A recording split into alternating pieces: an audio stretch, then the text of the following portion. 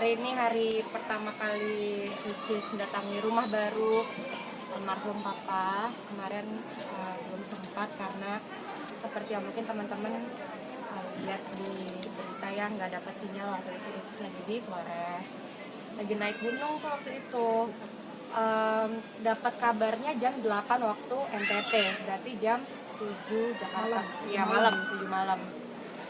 Dari itu sudah selesai proses semua pemakaman. Iya, dan ternyata satu kota Flores, satu kota NTT, satu kota semuanya tuh timur tuh tahu semua, tapi mereka merahasiakan itu dari Ricis sampai akhirnya Ricis tahu sendiri dari grup WhatsApp gitu. Bahkan ternyata teman-teman satu mobil aja udah tahu dari awal, justru karena mereka merahasiakan semuanya. Karena takutnya kalau lagi pada turun gunung dikasih tahu kabar itu, takutnya turunnya malah jadi panik, malah jadi takut kenapa-napa. Jadi mereka merahasiakan sampai akhirnya turun. Dan mau beli tiket malam kemarin nggak dapet karena dari Wairebo ke Labuan Bajonya aja butuh waktu 5 jam sampai 6 jam. Sementara baru keluar jam 8 malam. Jadi baru dapat tiketnya pagi ini.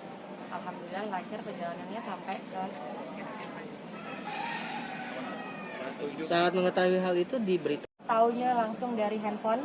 Setelah 2 jam pindah lokasi baru dapat sinyal. Karena emang orang-orang satu kota semuanya tahu, orang-orang satu mobil tahu, tapi mereka merahasiakan. Jadi taunya langsung dari grup WhatsApp family. Itu kompak banget. Kompak itu dia, masa sampai Ricis nanya, kok bisa sih dirahasiain, gimana caranya? Sampai orang-orang yang di sana tuh ngejemput dari bawah ke atas puncak Wairebo itu cuman untuk mastiin, tolong ya kalau ketemu Ricis jangan kasih informasi apapun. Sampai bilang gitu, sampai aku baru ngerasa iya juga tadi ada pendaki yang nanjak, senyumnya tuh kayak yang masih semangat banget gitu, ngasih senyum buat turunnya. Semangat ya turunnya, dikit lagi nih, dikit lagi. Kok nggak kayak biasanya orang-orang mendaki kayaknya nggak gini-gini amat. Nggak dikasih alasan kenapa sih? Enggak, dan aku juga nggak ngeh kan, kirain ya cuman papasan biasa aja, taunya ternyata di balik itu ada yang disembunyikan. Kalau boleh tahu aja di sana ada kerjaan atau mungkin apa? Di sana kebetulan dari waktu perjalanan Sumba ya, itu untuk mungkin road Ricis itu healing time kali ya, mau menenangkan diri, mau yang nggak ada alasan juga karena beberapa juga ada pekerjaan sedikit di sana, dan kita juga ada bakti sosial sama anak-anak di bagian timur. Kita ada bagi-bagi sembako, bagi-bagi buku untuk anak-anak kecil gitu sih, nggak ada urusan lainnya. Sebelumnya ada itu nggak sih mungkin firasat untuk? Kalau dibilang firasat sih Ricis nggak tahu tepatnya ya, cuman dari perjalanan pertama ke Sumba itu perasaannya tuh udah yang ini kenapa sih gitu, apalagi disambung waktu ke Ambon. Itu tuh di Ambon tuh udah yang semuanya bad feeling banget, tapi belum mikir kalau ada apa-apa di rumah, jadi masih belum mikir apa harus pulang, ya nggak pikir ke sana. Sampai akhirnya di hari Jumat dini hari ya jam 1 pagi, mungkin bertepatan dengan berpulangnya papa ya harinya itu, Ricis itu ngalamin muntah-muntah, sakit kepala. Tapi kalau dibilang masuk angin sih enggak, karena perutnya juga nggak sakit, jadi yang sakit cuma kepalanya doang. Terus makan jam segitu belum ada makanan, dan nggak dapat obat juga, jadi baru dapat pagi. Terus ditawarin sama orang Wairebonya ini mau pulang atau mau lanjut. Ricis pikir kalau udah nyampe sini sayang nggak dilanjut, jadi mau nggak mau lanjut. Ternyata itu emang udah firasat buruk kalau mungkin Allah minta Ricis pulang mungkin pagi itu. Jadi sebelum keberangkatan sempat ketemu papa atau sempat bicara apa mungkin? Sebelum keberangkatan sempat bertemu, bahkan papa selalu berpesan, ada yang makan telur setengah matang, selalu. Setiap mau kemanapun, dari Ricis TK, SD, SMP, SMA, bahkan sampai detik ini, kalau mau kemana-mana pesannya adalah makan telur setengah matang biar sehat. Karena papa tahu Ricis imunnya rendah kan, gampang sakit, jadi selalu dipesan makan ya, jangan telat, telur setengah matang gitu. Tahu kondisi papa saat itu seperti apa? Masih sempat vlog juga loh teman-teman, jadi papa sama tim Ricis masih sempat bagi-bagi THR, ya Allah masih yang happy banget gitu. Jadi Ricis pun ninggalin papa pergi yang udah tenang gitu, karena oh papa sehat. Karena kan kalau Ricis tahu di rumah ada yang sakit nggak mungkin pergi juga kan, jadi karena papa dalam keadaan sehat, Ricis minta izin, dikasih izin, udah izin sama keluarga juga, akhirnya berangkat. Ya menurutnya anak sedih dong pasti. Tapi yang pertama tuh kan aku di dalam mobil itu berempat, driver, tour leader, kakak Atika, editor, sama Ricis berlima. Waktu 2 jam setelah pergi dari Wairebo dapat sinyal itu kan, sinyal Ricis ngadet-ngadet tuh, mati hidup 2 kali.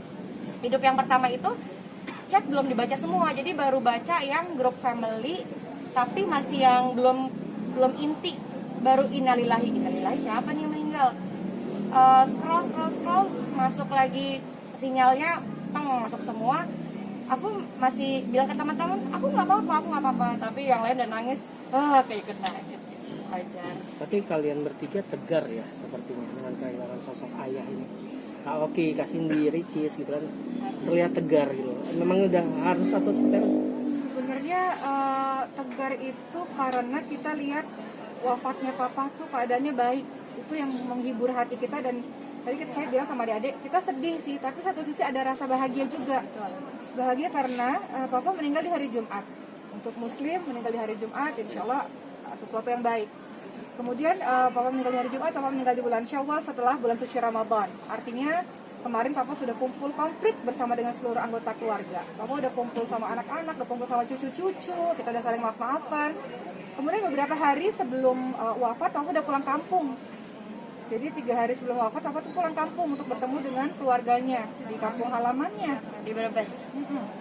Kemudian yang keempat, Pun akhirnya setelah 7 tahun kita bisa menyelesaikan, alhamdulillah, berkat dosen-dosen, berkat bantuan Mbak Opi juga ngajarin terus, Ricis juga jadi harus ingat-ingat pelajaran lagi gitu, dan banyak hal-hal baru yang akhirnya yang udah lama ketutup, akhirnya kita buka buku lagi, belajar lagi.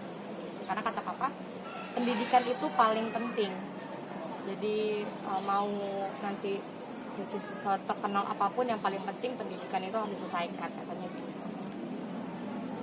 Kan lagi dalam pesan bahwa menjaga sampai dapat suami. Bisa aja. Ya gitu deh katanya. Semoga mendapatkan yang terbaik, yang bisa jaga, Karena kan yang tadi Mbok bilang, yuk pulang yuk.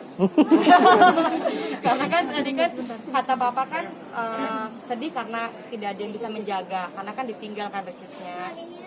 Papa kerja, Mbok sudah berkeluarga, Mbak Cindy berkeluarga, jadi Ricisnya nggak ada yang jaga. Padahal Ricis juga ada mbak, ada ibu juga di rumah gitu. Jadi takutnya nggak ada yang jaga. Jadi semoga dapat suami yang bisa menjaga ya. Amin. Udah? Ya udah, oke. Ya. satu lagi nih, ada cerita nih.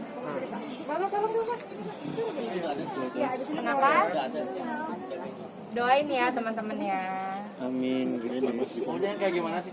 Maria, Ini ada backsound ya, ada backsound. Maria, salah bentar. Bentar ya. Dan menit. Jadi sebelum papa wafat ini kan kita bikin film bertiga kemarin. Oh ya. Judulnya Sister Lila, itu menceritakan kisah keseharian kita. Betul-betul real, hampir real lah, beberapa 90% hampir real lah, walaupun ada beberapa fiksi. Jadi papa menonton film kami bertiga, dan papa itu nggak pernah nangis. Saya nggak pernah lihat papa nangis. Ria pernah nggak lihat papa nangis? Jarang-jarang. Saya nggak pernah lihat papa nangis, tapi ketika nonton film itu papa nangis. Jadi saya iseng bercanda, kan papa suka bercanda ya. Saya tanya, papa kenapa nangis? Papa bangga nggak punya anak kayak kita gitu. Terus papa bilang, bangga lah gitu. Jadi kalimat itu yang menghibur hati kita sih.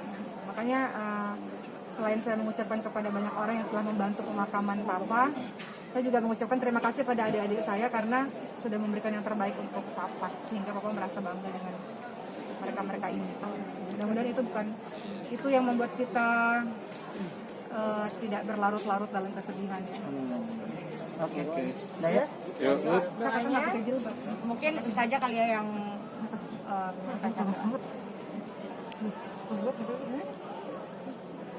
ya, untuk teman-teman semua, terima kasih atas perhatiannya, atas doanya yang tidak bisa disebutkan satu persatu, banyak sekali yang datang mendoakan. Terima kasih untuk semuanya. Tolong doakan ayah kami, semoga Allah SWT mengampuni semua dosa-dosanya, diluaskan kuburnya, diterangkan kuburnya, ditempatkan di tempat yang terbaik, insya Allah. Amin amin rabbal alamin. Dan pesan kami untuk seluruh teman-teman yang masih punya orang tua, untuk senantiasa bakti sama orang tuanya. Orang tua punya batas usia.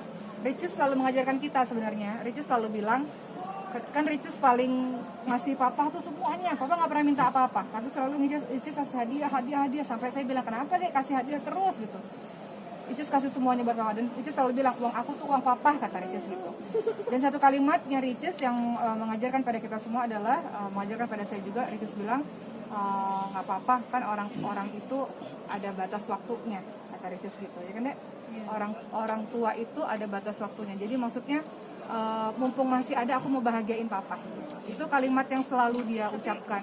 Itu benar loh Mbak Pi, papa benar-benar bahagia. Jadi pas papa main ke rumah Cindy tuh papa yang papa cerita tuh tentang Bopi sama adek. Jadi papa kalau cerita ke rumah Cindy bilang, kan aku dipanggilnya Mbak Nia, papa seneng mau dikasih hadiah sama Ricis sama adek.